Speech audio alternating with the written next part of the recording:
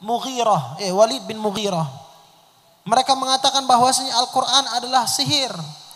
Alladzina ja'alul Qur'ana 'idhin. Fa warabbika lanas'alannahum ajma'in amma kanu ya'malun fasda' bima tu'mar wa 'arid 'anil musyrikin, kata Allah. Orang-orang yang mengatakan Quran itu sihir, Quran itu dusta. Kata Allah, demi Allah, mereka akan dipertanggungjawabkan kelak di hadapan Allah Subhanahu wa taala atas apa yang mereka perbuat, atas apa yang mereka katakan. Maka fasda' bima tu'mar wa 'arid 'anil musyrikin. Maka kata Allah, sebarkan, tampakkan apa yang telah diperintahkan oleh Allah Subhanahu wa taala dan berpaling dari orang-orang musyrik. Masa bodoh sama orang musyrik.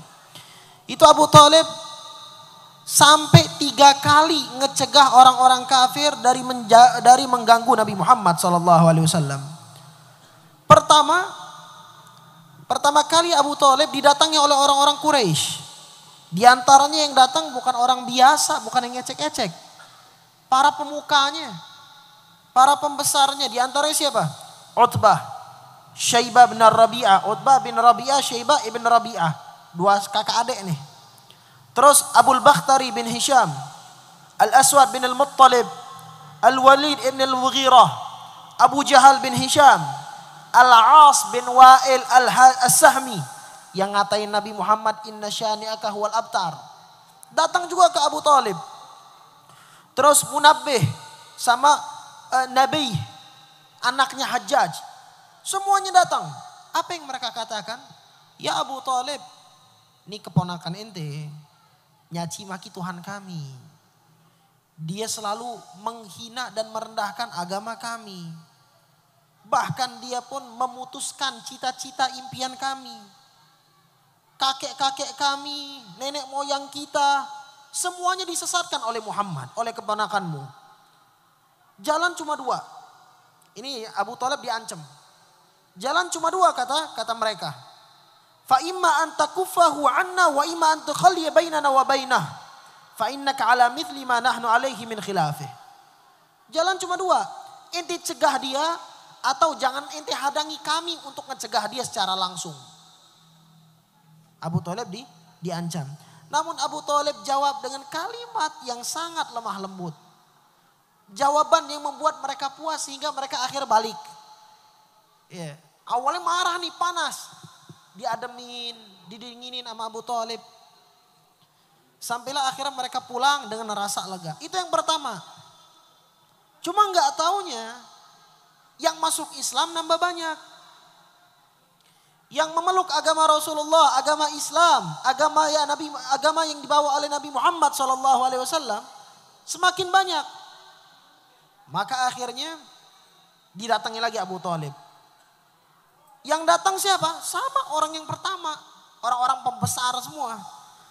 Mereka berkata, ya Abu Thalib, innalaka sinnan wa syarafan wa manzilatan fina. Ya Abu Thalib, ini orang yang mulia, orang yang agung, orang yang kami muliakan, orang yang tua di kalangan kami. Namun katanya, kami ini udah ngomong pertama kali, qad ishtahainak an tanhiya bi ibn akhik falam taf'al. Kami kan nyuruh ente untuk cegah keponakanmu, tapi kok enggak dicegah, didiamin aja. Wa inna wallahi la nasbir ala hadha min syatmi alihatina wa abaina wa tasfihi ahlamina hatta takuffahu anna. Demi Allah kami udah gak sabar lagi nih. Kami suruh ente cegah, ente kagak mau. Demi Allah kami gak sabar. Dia masih aja nyaci maki kami. Nyaci maki nenek moyang kami. Merendahkan agama kami. Bahkan memutuskan impian kami. Au nunazilhu iyyak fi dzalik hatta yahlika ahadul fariqain. Au kama qalu tsumman sarafu anhu. Atau kalau ente masih kagak mau, bakal ada perpecahan antara kelompok kita. Abu Thalib kan pertama kan mujamma, orang yang mengumpulkan, mujammi', orang yang mengumpulkan apa? Orang-orang Quraisy. Pengganti Abdul Muttalib. Jadi yang dipandang tuh Abu Thalib pada saat itu. Maka katanya kalau ente masih kagak mau nurut, udah kita pecah belah. Namun Abu Thalib pada saat itu agak sedikit tertekan. Serba bingung, serba salah. Abu Thalib belum masuk Islam. Bahkan gak masuk Islam itu. Ini keponakannya. Dia ngedekatin keponakannya. dia ada amanat mempersatukan orang Quraisy. Kalau dia ngituin orang Quraisy, keponakannya yang jadi amanat dari ayahnya sendiri, Abdul Muthalib ngamanahin. Setelah beliau wafat, yang ngegantiin untuk ngejaga Rasulullah Abu Thalib. Serba salah, ke kanan salah, ke kiri salah. Maka Abu Thalib datang kepada Rasulullah SAW ngomong apa yang disampaikan oleh orang Quraisy disampaikan lagi kepada Nabi Muhammad.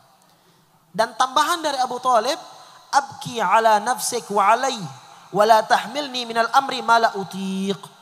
Udah, inti mau ngapain aja lakuin. Tapi tolong jangan bawa-bawa ana di dalam perkara ini. Abu Thalib berarti udah tahammal banget. Udah ngerasa waduh beban lah, bingung. Kanan salah, kiri salah.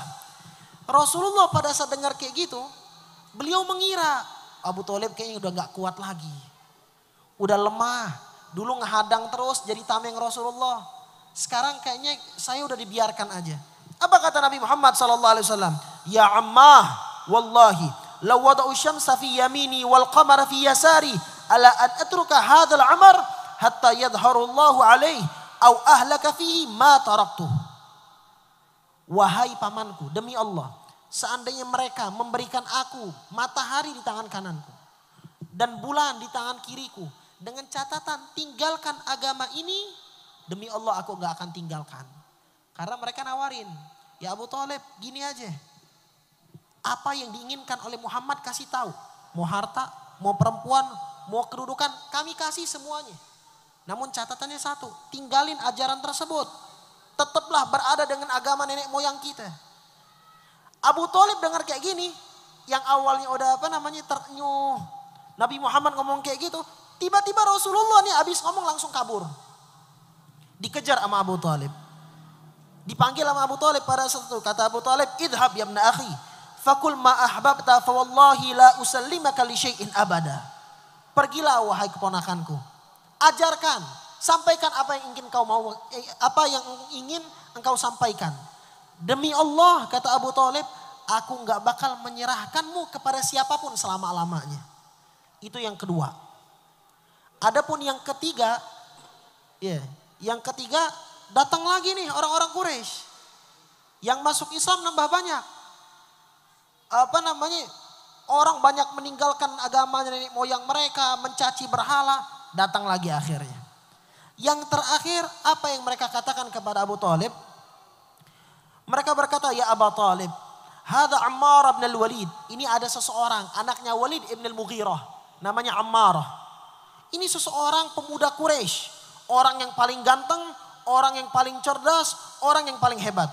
Gini aja, ente kan pengen ada yang nopangin ente. Udah kita tukeran. Muhammad kasih ke kami, ini buat ente. Ente jaga dia, tapi Muhammad kami bunuh. Tukeran. Apa kata Abu Thalib pada saat itu? Wallahi labi sama tasumunani. Demi Allah ini adalah sesuatu yang paling jelek yang kau sampaikan kepada aku. Ente pengen ngasih kepadaku anak kalian. Namun anakku, keponakanku aku berikan untuk dibunuh. Sedangkan anak kalian, kalian suruh aku untuk ngasih makan. Ammarah disuruh untuk biar Abu Thalib megang. Dikasih makan, digedein, dikawinin. Tapi Muhammad keponakan darah dia sendiri disuruh ngasih ke orang kufar biar dibunuh. Abu Thalib marah pada saat itu. Sangat marah Abu Thalib.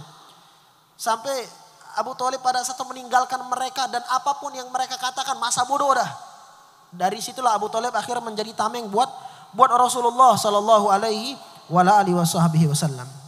Nah, dari sini kan akhirnya Nabi Muhammad mulai dakwah secara terang-terangan. Di antaranya yang pertama kali sholat secara terang-terangan siapa? Sa'ad bin Abi Waqqas bersama rombongannya. Itu Sa'ad bin Abi Waqqas sholat di atas gunung bukit. Di suatu lembah dari kota Mekah. Tiba-tiba ada orang Quraisy ngelihat, wah ada orang yang lagi sholat. Melakukan ibadah yang tidak pernah dilakukan oleh nenek moyang kita. Didatangin pada saat itu. Didatangin, dicaci maki. Bahkan dikeluarin pedang untuk membunuh orang yang lagi sholat. Sa'ad bin Abi Waqqas ngelihat kayak gitu gak bisa diam. Perintah untuk perang belum ada. Cuma Mas Sa'ad bin Abi Waqqas dan rombongannya dilawan. Sampai darah yang pertama kali ditumpahkan di dalam agama Islam, itu darah yang ditumpahkan oleh Sa'ad bin Abi Waqqas. Itu saat pada saat habis sholat, ngelihat orang mau merangin dia ngelihat ada rahang onta. Jadi kan orang dulu kalau makan, kepalanya juga dimakan, dibuang. Nah itu kan udah kering, tinggal tulangnya aja. Itu rahang diambil, bahasa Palembang digepok. Dipukul ya. Dipukul kepala siapa? Kepala salah satu dari mereka sampai akhirnya pecah kepalanya. Itu darah yang pertama kali ditumpahkan di dalam Islam. Dan pada saat itu juga ma'asyarul hadirin wal hadirat yang dimuliakan oleh Allah, banyak yang kena gangguan dan cacian. Banyak yang disiksa. Di antara yang disiksa siapa? Ammar bin Yasir. Yeah. Ammar bin Yasir. Ammar bin Yasir bukan dia doang yang disiksa. Bapak emaknya disiksa dan dibunuh di depan matanya. Yasir dibunuh dengan cara yang sangat bengis. Dikubur hidup-hidup, kepalanya doang yang nongol. Ibunya yang bernama Sumayyah itu adalah perempuan pertama yang mati syahid di dalam Islam. Lembing, besi panas, dipanasin sama orang kafir Quraisy, terus ditusukkan kemaluan Sumayyah sampai mati. Pertama kali orang yang mati syahid dari kalangan perempuan adalah siapa? Sumayyah, ibunya Ammar bin Yasir. Ammar pada saat itu kebetulan dipegang oleh siapa? Dipegang oleh seseorang kafir Quraisy. Yang bernama la ilaha illallah pada saat ini ada seorang kafir Quraisy kalau nggak salah la ilaha illallah yang dibunuh pada saat itu oleh Ammar bin Yasir. Ala kulli hal, pada saat itu Ammar bin Yasir dicaci, dihina, dipukul. Catatannya cuma satu. Apa kata mereka? La natrukuka hatta tasubba Muhammadan wa taqulu fil Lati wal Uzza khairan. Kami gak bakal ninggalin ente. Kami bakal siksa setiap hari. Kami gak bakal bunuh. Tapi disiksa doang tiap hari. Sampai ente memuji berhala kami. Dan meninggalkan agama Muhammad. Ammar bin Yasir gak kuat pada saat itu. Sakitnya luar biasa. Apa yang dilakukan Ammar bin Yasir? Terakhir karena dia udah kagak kuat lagi. Dia akhirnya mengatakan meninggalkan agama Muhammad. Dan juga dia memuji berhala-berhala yang disembah oleh kafir Quraisy. Tapi dia ini ngucapin terpaksa. Karena udah sakit banget. Akhirnya dibebasin. Emang harapan mereka nyiksa biar dia ninggalin agama Nabi Muhammad. Pada saat Ammar bin Yasir kabur, Ammar bin Yasir nangis sejadi-jadinya. Datang kepada Rasulullah SAW ditanya, ya Ammar, ma waraak? Ada apa ente nangis-nangis? Kata Ammar, syarrun ya Rasulullah. Sesuatu yang jahat, sesuatu yang jelek. Maka kata Rasulullah, fakaifa tajid qalbak? Coba aku pengen nanya, hatimu kayak gimana pada saat mengucapkannya? Kata Ammar bin Yasir, aku mengucapkan itu terpaksa, hatiku masih mantap di dalam iman. Turun ayat langsung dari Allah Subhanahu wa taala. Apa ayatnya? Illa man ukriha wa qalbuhu mutmainnun bil iman. Orang walaupun dia masuk kafir dalam keadaan terpaksa, namun hati tetap iman, dia tetap dikategorikan iman kata Allah Subhanahu wa taala. Itu baru Ammar bin Yasir dan ibunya. Ada Bilal bin Rabah. Bilal bin Rabah disiksa abis-abisan. Bahkan pada saat itu yang nyiksanya siapa? Umayyah bin Khalaf al-Jahmi. Yang akhirnya Umayyah ini dibunuh langsung oleh Bilal bin Rabah. Umayyah bin Khalaf pada saat itu nyiksanya kayak gimana? Ditaruh di padang pasir. Ditidurin. Ditaruh batu di atasnya. Cuma kekuatan iman mereka. Keteguhan pendirian mereka di dalam Islam. Mau disiksa kayak gimana pun ahadun ahad. Ahadun ahad, ahadun ahad. Orang zaman sekarang dikasih Indomie keluar udah. Namun sahabat Nabi Muhammad kuat pendiriannya. Teguh di dalam Islam. Masih banyak lagi ma'asyarul hadirin yang dimuliakan oleh Allah Subhanahu wa taala. Ada juga di sini Amir bin Fuhairah. Yang akhirnya menjadi penunjuk jalan Nabi Muhammad pada saat hijrah ke kota Madinah. Dulu budak. Rata-rata yang banyak disiksa itu budak. Karena banyak orang-orang lemah yang masuk Islam pertama kali. Makanya kenapa alasan orang kafir gak mau masuk Islam. Pemuka-pemuka seperti Abu Jahal, Abu Lahab, Walid ibn al-Mughirah. Kenapa gak mau masuk Islam? Dia pikir yang masuk Islam orang rendahan. Budak. Kami orang hebat, orang yang dipandang, masa ngumpul sama mereka-mereka. Jadi mereka nggak mau karena apa? Banyakan budak yang masuk Islam. Cuma subhanallahnya Abu Bakar, orang yang pertama kali masuk Islam. Begitu ngelihat budak-budak disiksa, itu budak semuanya dibebasin, dibeli. Bilal bin Rabah dibeli sama Abu Bakar, dibebasin. Amir bin Fuhairah, ya awalnya budak, dibebasin sama Abu Bakar, dibeli. Dan masih banyak lagi yang dibebasin oleh Abu Bakar As-Siddiq. Kecintaan beliau kepada Islam dan kecintaan beliau kepada Rasulullah Sallallahu Alaihi Wasallam. Bahkan Umar bin Khattab dulu itu termasuk salah seseorang yang pernah menyiksa yang bernama Labibah, seorang perempuan budak. Siapa yang nyiksanya? Umar bin Khattab sebelum masuk Islam. Karena beliau awalnya orang yang sangat membenci Muhammad. Namun tatkala mendengar Al-Quran, ngelihat Nabi Muhammad jatuh cinta kepada Rasulullah Sallallahu Alaihi Wasallam. Sebagai penutup, itu kan sahabat. Apakah Rasulullah didiamin doang? Seandainya Rasulullah sahabat dicaci, dihina, otomatis Rasulullah lebih parah lagi. Di sini ada dua cerita yang akan saya bawakan sebagai penutup. Yang pertama adalah siapa? Uqbah bin Abi Mu'id. Seseorang yang pernah mendatangi Rasulullah SAW. Itu Rasulullah lagi berada di salah satu tiang dekat Ka'bah. Lagi sandaran. Uqbah bin Abi Mu'id langsung datang. Bajunya Rasulullah ditarik sama dia. Dan dia akhir pada saat itu menghunuskan pedangnya. Mau dicekik Rasulullah SAW. Tiba-tiba yang datang siapa? Abu Bakar Siddiq. Abu Bakar ngeliat Rasulullah dia kayak gituin, datang beliau. Awal-awal nih jasanya Abu Bakar nih. Orang lagi susah di dalam Islam, beliau keliling nyari bantuan, dibebasin, ditolong sono sini. Rasulullah didatangin pada saat itu, dipisahkan dan Uqbah bin Abi Mu'id ditunjuk sama Abu Bakar. Ataqtuluna rajulan ayyaqula rabbi Allah. Apakah ente mau membunuh seseorang yang cuma ngomong Tuhanku adalah Allah? Akhirnya Uqbah bin Abi Mu'id kabur. Itu yang pertama. Yang kedua yang lebih parah lagi yang disebutkan di dalam riwayat Al-Bukhari. Rasulullah lagi sholat di Ka'bah, depan Ka'bah. Tiba-tiba orang Quraisy datang ngumpul di suatu tempat. Salah satunya ngomong, bagaimana kalau seandainya kita taruh kotoran di pundaknya dia lagi sujud. Tiba-tiba ada seseorang tersebut emang tukang jagal. Jadi di rumahnya itu banyak onta, sapi, kambing banyak. Langsung balik dia ngambil kotoran.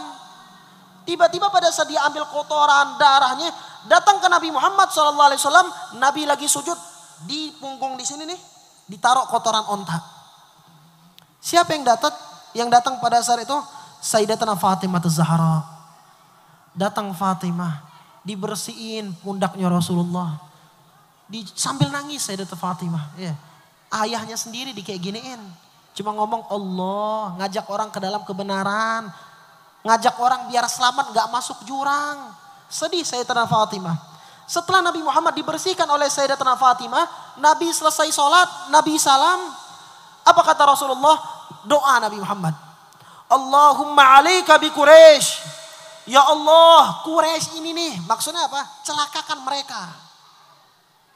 Kemudian pada saat itu ada riwayat Nabi berdoa siapa? Allahumma alaika bi Amr bin Hisham.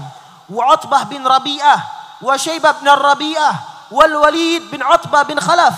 Wa Uqbah bin Abi Mu'id. Wa Ammar ibn al-Walid. Ini pemuka Quraisy semua nih. Orang kafir, gembongnya semua. Nabi Muhammad ngedoain, ya Allah nih fulan, nih fulan, nih fulan, nih fulan. Gak taunya apa? Semuanya jatuh dan gugur pada saat perperangan Badar. Semuanya mati. Semuanya mati kecuali satu orang. Siapa? Uqbah bin Abi Mu'id. Uqbah bin Abi Mu'id nggak mati dalam perperangan, tapi jadi tawanan. Tapi pada saat ditawan, kan kalau kita lihat di dalam sejarah, tawanan yang ditawan oleh Rasulullah dan umat Islam itu bukan dibunuh, dihina, enggak.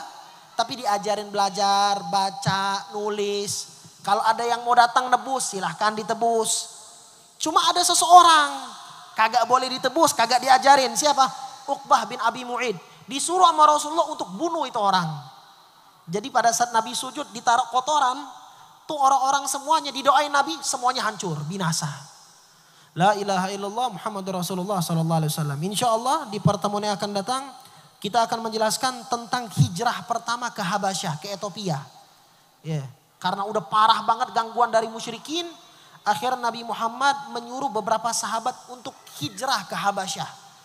Ya, insyaallah bakal kita jelaskan di pertemuan yang akan datang. Wallahu alam bissawab. Assalamualaikum warahmatullahi wabarakatuh.